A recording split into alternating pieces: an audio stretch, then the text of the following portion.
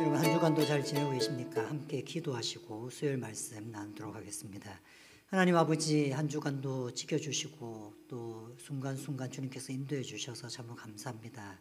우리 가운데에 어려움이 있는 자들 주님께서 특별히 돌보아 주시고 하나님의 은혜 가운데에 하루하루 견뎌갈 수 있도록 주님 붙잡아 주시길 원하옵고 예수님의 이름으로 기도드렸습니다. 네, 오늘은 예레미야 말씀 2장 2절 예레미야 2장 2절의 말씀을 가지고 광야는 사람을 변화시킨다라는 제목으로 말씀을 나누고자 합니다. 어느 아버지가 초등학생 아들을 데리고 강가로 낚시를 갔습니다. 이 아버지는 자신이 어릴 때 자신의 아버지와 함께 강가에서 낚시를 했던 추억이 있었습니다. 그래서 그 좋았던 추억을 자신의 아들에게도 똑같이 경험해 주기를 원했고 그래서 아들과 둘만 낚시를 하러 떠났던 것입니다. 아들과 둘만 떠나는 것은 좀 낯설긴 했지만 굉장히 기분은 좋았다고 합니다. 예전같이 물고기가 많지 않아서 물고기를 몇 마리는 잡지 못했습니다. 그러나 하루 종일 아들에게 자신이 강가에서 어떤 일이 있었던지도 얘기해주고 고기도 잡기도 하고 그렇게 하고 하루를 보내고 저녁에 집으로 돌아오게 되었습니다. 그날 저녁 이 아버지는 바쁜 중이었지만 특별히 하루를 떼서 자기 아들에게 좋은 아버지 노릇을 했다는 마음으로 뿌듯한 마음으로 집에 와 있었습니다. 피곤한 아들은 저녁을 먹고 그냥 바로 잠이 들었습니다. 그리고 그 아버지는 아들이 학교 숙제로 하는 일기를 우연히 보게 되었습니다. 아버지와 함께 낚시한 오늘의 일기는 매우 짧고 간단했습니다. 아버지를 따라 낚시를 갔다가 물에 빠져서 죽을 뻔했다. 이게 그 아이의 일기였습니다. 같이 잠을 자도 꿈은 다르다. 이것이 동상이몽이죠. 같은 일을 겪고도 생각하는 것이 다를 수 있습니다. 사람들의 생각은 서로 달라서 같은 것을 경험했음에도 불구하고 그것에 대한 생각은 달라질 수 있습니다. 동상이몽 같은 것들, 이런 것들은 우리와 하나님 사이에도 마찬가지입니다. 우리에게는 고난인 것이 하나님 보기에는 축복인 경우도 있고 우리가 볼 때는 하나님 축복인 것 같지만 하나님이 보시기에는 저주처럼 보이는 것도 있을 수 있습니다. 이렇듯 하나님과 사람 사이에는 정반대의 의견을 가진 것처럼 잘 보여주는 것들이 성경에서는 종종 나오게 됩니다. 그 중에 하나가 광야 생활입니다. 광야 생활에 대한 이스라엘 백성의 생각은 애굽을 탈출하고 나서 어쩔 수 없이 거쳐야 했던 중간 장소에 불과했습니다. 광야는 힘든 장소였고 광야는 어떤 목적지를 향해서 가는 길에 불과했습니다. 그 광야에서 경험했던 것들도 대부분 힘든 일이었습니다. 광야에서 그들은 물을 구하지 못해서 굉장히 죽을 고비를 넘겨야 했고 또 맨날 같은 만나라는 음식만 먹어서 그 속에 고기나 야채 같은 것을 먹고 싶은 불평도 생겨났고 심지어는 전쟁을 해야 돼서 전쟁 앞에서 애굽으로 돌아가고 싶은 마음이 들기도 했었습니다. 또 하나님과 모세를 거역했던 수많은 경험들이 있었던 것도 광야입니다.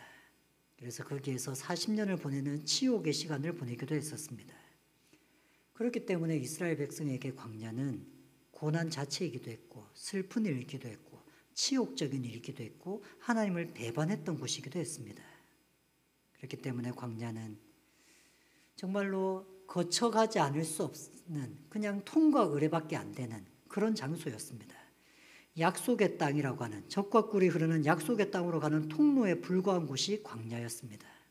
말하자면 장애물과도 같은 곳입니다.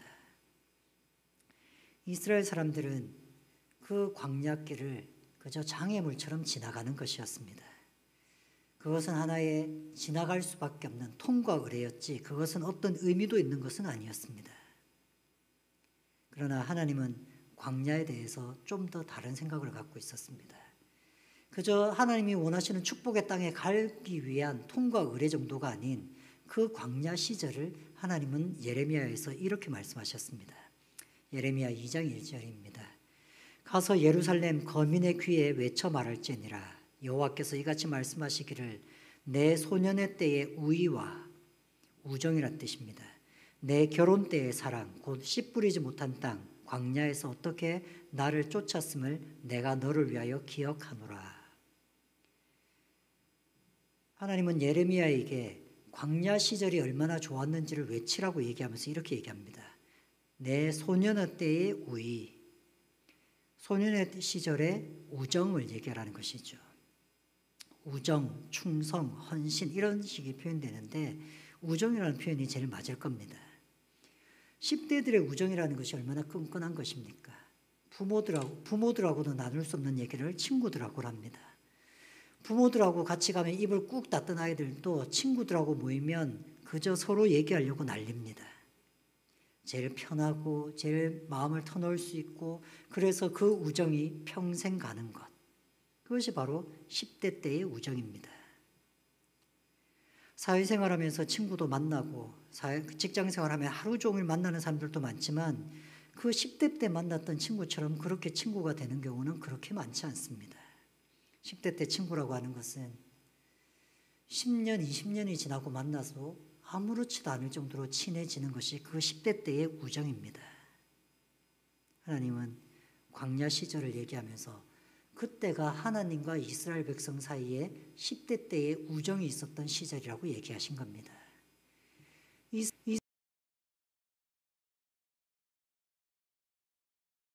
정도로 반역과 배역도 많았고 심판도 많이 받았던 그 시절인데 그 시절을 하나님은 그래도 그때가 우정을 쌓는 시절이었어.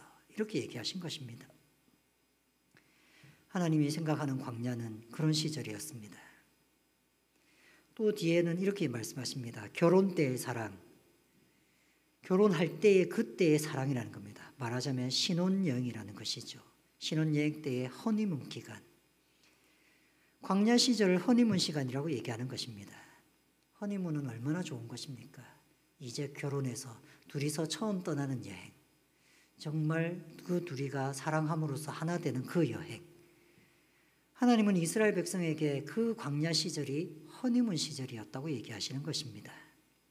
말하자면 이스라엘 백성에게 광야는 고난의 시절이었기 때문에 그냥 빨리 지나가고 싶은 곳이었다면 하나님에게 있어서 광야는 이스라엘 백성과 우정이 쌓이는 것이고 이스라엘 백성과 허니문 시절을 보내는, 그래서 하나님은 돌이켜보면 그 시절이 참 좋았다라고 얘기하시는 그런 시절이라는 것입니다.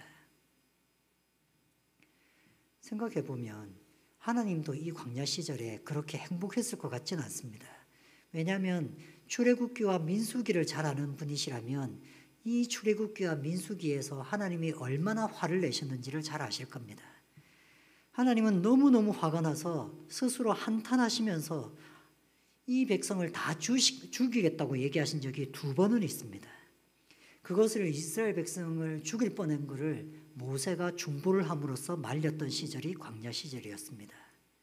그럼에도 불구하고 왜 하나님은 그런 기억은 다 잊으신 것처럼 광야를 너무 좋게 기억하고 계실까요?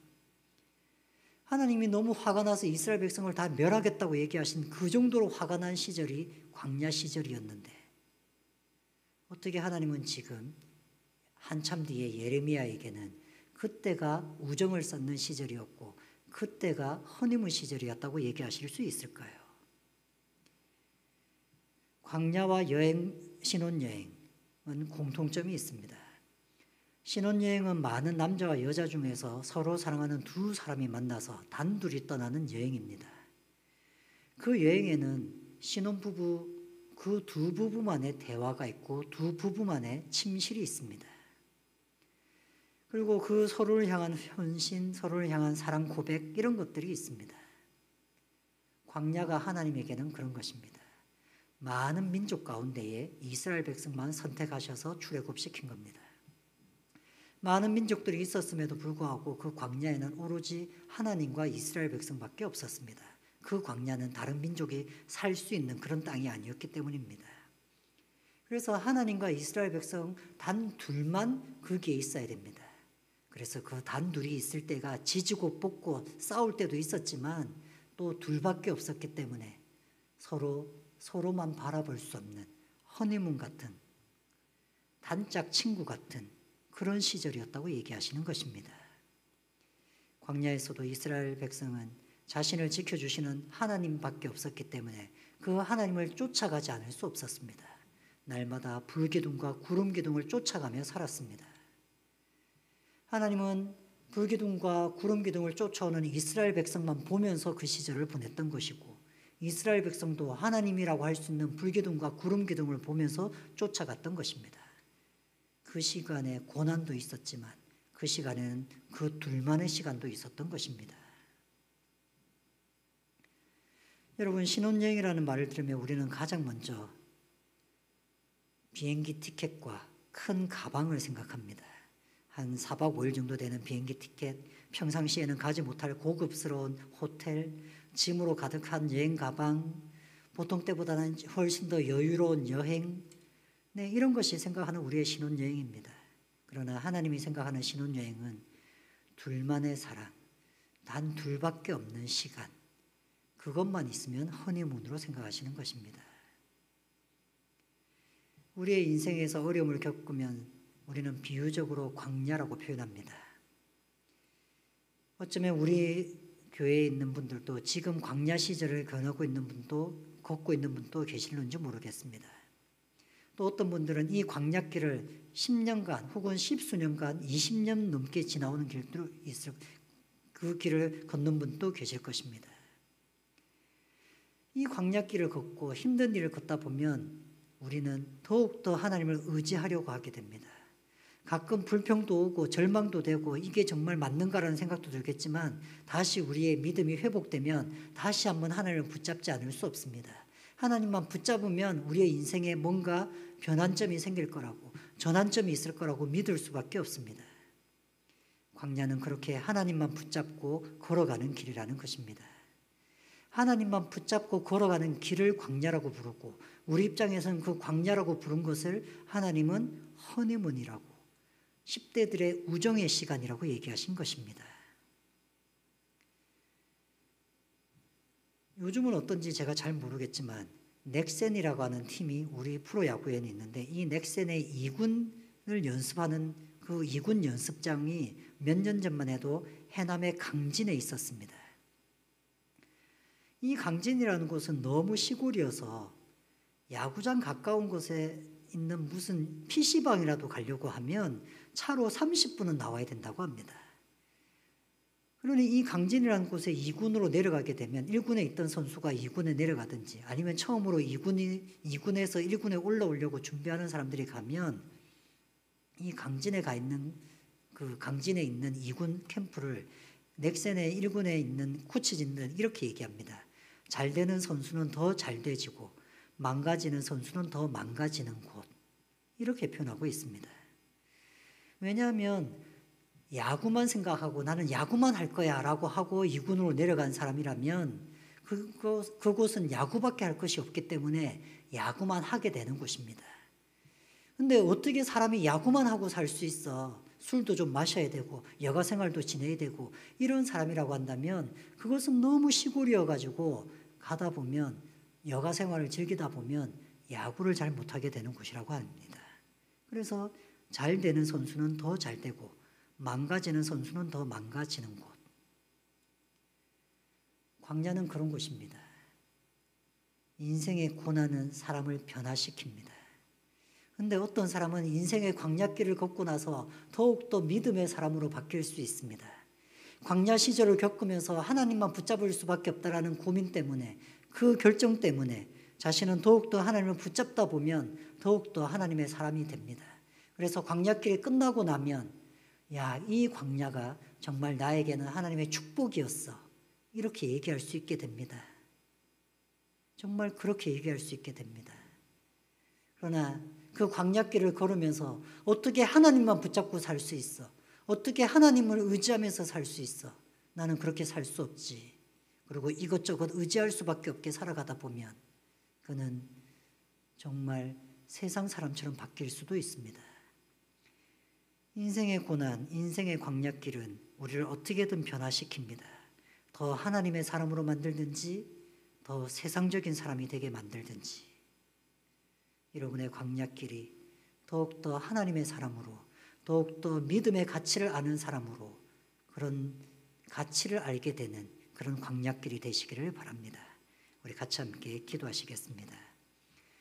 하나님 아버지, 인생을 살아갈 때에 우리의 믿음이 얼마나 가치 있는 것이고 우리에게 얼마나 힘을 주는 것인지 직접 경험으로 알게 하여 주시옵소서. 또한 그것이 당장 눈앞에 보이지 않을지라도 우리의 믿음으로 하나님을 더욱더 의지하며 신뢰할 수 있도록 주님 도와주시옵소서. 그래서 광야길이 끝났을 때에 하나님이 얼마나 좋으신 분이신지를, 이 광야길이 내 인생에 얼마나 큰 도움이었는지를 고백하며 하나님 앞에 감사할 수 있는 인생들이 되게 하여 주시옵소서. 한 주간 주님께서 굳건히 붙잡아 주시기를 원하옵고, 이 코로나 시국에 모든 가정들을 주님께서 안전하게 지켜보아 주시기를 원하오며 예수님의 이름으로 기도했습니다.